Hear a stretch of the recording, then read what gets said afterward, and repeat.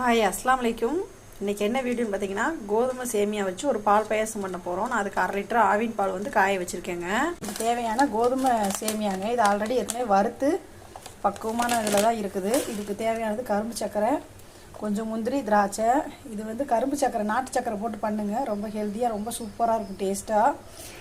கிராமத்து பக்கம்லாம் இந்த மாதிரி கரும்பு சக்கரை போட்டு பாயாசம் வந்து ரொம்ப சூப்பராக இருக்குங்க. எங்கள் ஊர் பக்கம் நீங்களும் ட்ரை பண்ணுங்கள். இது வந்து காஞ்சிருச்சுங்க. இப்போ நம்ம கோதுமை வறுத்த சேமியா வந்து கொஞ்சம் கொஞ்சமாக போட்டுக்கலாம். கோதுமை சேமியா பாயாசம் ரவை மத்துரும் இது கூட சேர்த்துக்கோங்க. 1 கப் சேமியாவுக்கு வந்து 1/2 லிட்டர் பால், 1 கப்பு கரும்பு சக்கரை போட்டதுமே கலர் எவ்வளோ சூப்பராக நேச்சுரலாக வந்திருக்குதுன்னு. இதுக்காண்டி வாசனைக்கு ஏலக்காவோ எதுவுமே நான் சேர்க்க போகிறதில்ல.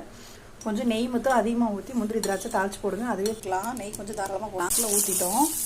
ஒரு 4 பாதாமை தட்டி இது கூட என்னோடய ஸ்டைலில் வந்து கோதுமை சேமியா பால் பாயாசம் ரெடி ஆயிடுச்சுங்க. என்னோடய வீடியோ உங்களுக்கு பிடிச்சிருந்தா லைக் பண்ணுங்கள், ஷேர் பண்ணுங்கள், மறக்காமல் சப்ஸ்கிரைப் பண்ணுங்கள். தேங்க்யூ.